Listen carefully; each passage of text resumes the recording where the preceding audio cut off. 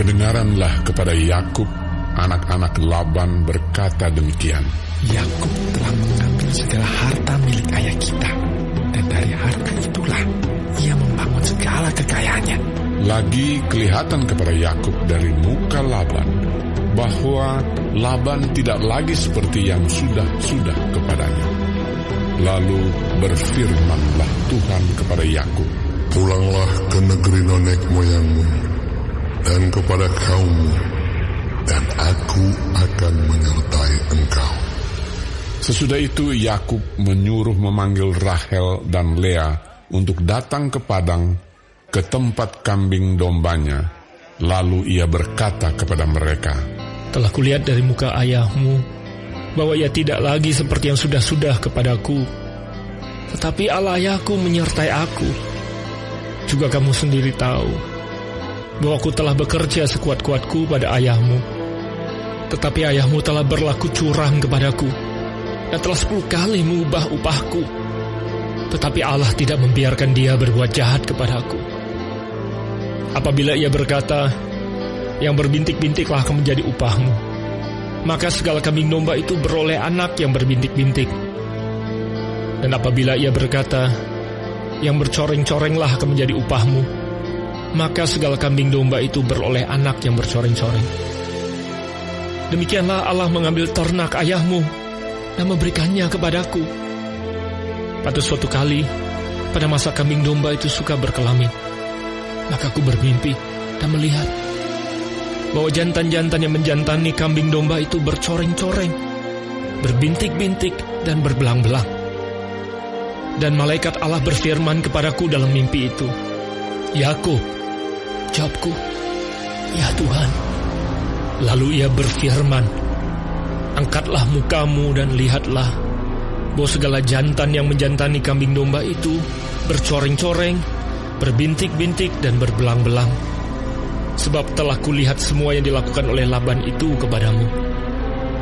Akulah Allah yang di Betel itu, di mana engkau mengurapi tugu dan di mana engkau bernasar kepadaku. Maka sekarang bersiaplah engkau, pergilah dari negeri ini dan pulanglah ke negeri sanak saudaramu. Lalu Rahel dan Lea menjawab Yakub, katanya, bukankah tidak ada lagi bagian atau warisan kami dalam rumah ayah kami? Benar, bukankah kami ini dianggapnya sebagai orang asing karena ia telah menjual kami? Juga bagian kami telah dihabiskannya sama sekali.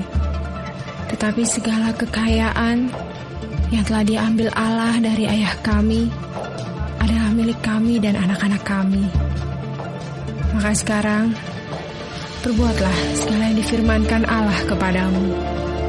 Lalu bersiaplah Yakub, dinaikkannya anak-anaknya dan istri-istrinya ke atas unta, digiringnya seluruh ternaknya dan segala apa yang telah diperolehnya, yakni ternak kepunyaannya yang telah diperolehnya di padang Aram, dengan maksud pergi kepada Ishak ayahnya ke tanah Kanaan.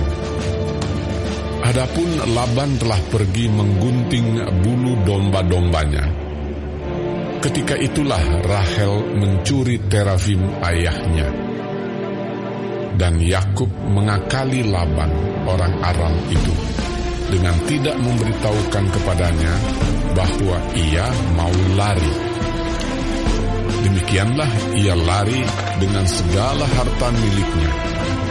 Ia berangkat menyeberangi sungai Efrat dan berjalan menuju pegunungan Gilead. Ketika pada hari ketiga dikabarkan kepada Laban bahwa Yakub telah lari, dibawanyalah sanak saudaranya bersama-sama. Dikejarnya Yakub 7 hari perjalanan jauhnya. Lalu ia dapat menyusulnya di pegunungan Gilead. Pada waktu malam datanglah Allah dalam suatu mimpi kepada Laban orang Aram itu, serta berfirman kepadanya, jagalah baik-baik, supaya engkau jangan mengatai Yakub dengan sepatah kata pun. Ketika Laban sampai kepada Yakub, Yakub telah memasang kemahnya di pegunungan. Juga Laban dengan sanak saudaranya telah memasang kemahnya di pegunungan Gilead. Berkatalah Laban kepada Yakub, "Apakah yang kau perbuat ini? Maka engkau mengakali aku dan mengangkut anak-anakku perempuan sebagai orang tawanan. Mengapa engkau lari diam-diam dan mengakali aku? Mengapa engkau tidak memberitahu kepadaku, supaya aku mengantarkan engkau dengan sukacita dan nyanyian dengan rebana dan kecapi? Lagi pula engkau tidak memberikan aku kesempatan untuk mencium cucu-cucuku laki-laki dan anak-anakku perempuan. Memang bodoh perbuatanmu itu. Aku ini berkuasa untuk berbuat jahat kepadamu. Tetapi Allah ayahmu telah berfirman kepadaku tadi malam, jagalah baik-baik. Jangan engkau mengatai Yakub dengan sepatah kata pun. Maka sekarang, kalau memang kau harus pergi semata-mata karena sangat rindu ke rumah ayahmu, mengapa engkau mencuri dewa-dewaku?" Lalu Yakub menjawab Laban, Aku takut karena pikirku, jangan-jangan kau merampas anak-anakmu itu daripada aku. Tetapi pada siapa engkau menemui dewa-dewamu itu, janganlah ia hidup lagi. Periksalah di depan saudara-saudara kita segala barang yang ada padaku, dan ambillah barangmu. sebab Yakub tidak tahu bahwa Rahel yang mencuri terafim itu. Lalu masuklah Laban ke dalam kemah Yakub dan ke dalam kemah Lea dan ke dalam kemah kedua budak perempuan itu, tetapi terafim itu tidak ditemuinya. Setelah keluar dari kemah Lea, ia masuk ke dalam kemah Rahel. Tetapi Rahel telah mengambil terafim itu dan memasukkannya ke dalam pelana untanya dan duduk di atasnya. Laban menggeledah seluruh kemah itu, tetapi terafim itu tidak ditemuinya. Lalu kata Rahel kepada ayahnya, "Janganlah Bapa marah, karena aku tidak dapat bangun berdiri di depanmu, sebab aku sedang haid." Dan Laban mencari dengan teliti, tetapi ia tidak menemui terafim itu. Lalu hati Yakub panas dan ia bertengkar dengan Laban. Ia berkata kepada Laban, "Apakah kesalahanku? Apakah dosaku? Maka engkau memburu aku sehebat itu. Engkau telah menggeledah segala barangku. Sekarang apakah yang kau temui dari segala barang rumahmu? Letakkanlah di sini di depan saudara-saudaraku dan saudara-saudaramu, supaya mereka mengadili antara kita berdua. Selama 20 tahun ini, aku bersama-sama dengan engkau. Domba dan kambing betinamu tidak pernah keguguran, dan jantan dari kambing dombamu tidak pernah kumakan. Yang diterkam oleh binatang buas tidak pernah kubawa kepadamu. Aku sendiri yang menggantinya. Yang dicuri orang, baik waktu siang, baik waktu malam, selalu engkau tuntut daripadaku.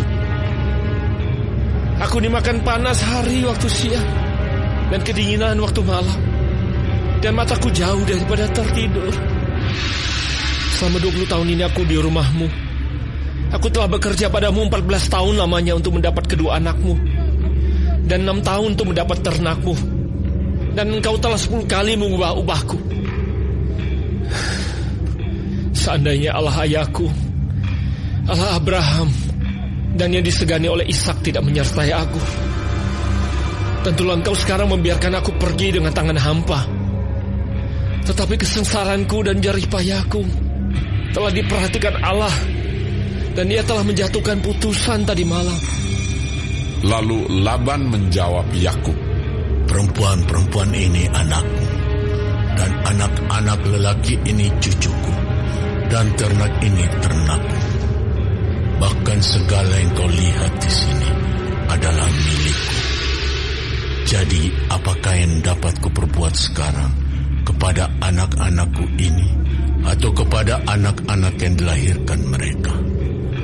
Maka sekarang marilah kita mengikat perjanjian, aku dan engkau, supaya itu menjadi kesaksian antara aku dan engkau. Kemudian Yakub mengambil sebuah batu dan didirikannya menjadi tugu. Selanjutnya berkatalah Yakub kepada sanak saudaranya, "Kumpulkanlah batu." Maka mereka mengambil batu dan membuat timbunan, lalu makanlah mereka di sana di dekat timbunan itu. Laban menamai timbunan batu itu Yegar Sahaduta, tetapi Yakub menamainya Galet. Lalu kata Laban, "Timbunan batu inilah pada hari ini menjadi kesaksian antara aku dan engkau." Itulah sebabnya timbunan itu dinamainya Galet dan juga Mispa, sebab katanya, "Tuhan kiranya berjaga-jaga antara aku dan engkau apabila kita berjauhan. Jika engkau mengaibkan anak-anakku, dan jika engkau mengambil istri lain di samping anak-anakku itu, ingatlah, walaupun tidak ada orang dekat kita, Allah juga yang menjadi saksi antara aku dan engkau." Selanjutnya kata Laban kepada Yakub, "Inilah timbunan batu, dan inilah tugu yang kudirikan antara aku dan engkau. Timbunan batu dan tugu inilah menjadi kesaksian bahwa aku tidak akan melewati timbunan batu ini mendapatkan engkau, dan bahwa engkau pun tidak akan melewati timbunan batu dan tugu ini mendapatkan aku dengan berniat jahat. Allah Abraham dan Allah Nahor, Allah ayah mereka, kiranya menjadi hakim antara kita." Lalu Yakub bersumpah demi yang disegani oleh Ishak, ayahnya. Dan Yakub mempersembahkan korban sembelihan di gunung itu. Ia mengundang makan sanak saudaranya, lalu mereka makan serta bermalam di gunung itu. Keesokan harinya, pagi-pagi, Laban mencium cucu-cucunya dan anak-anaknya serta memberkati mereka. Kemudian pulanglah Laban kembali ke tempat tinggalnya.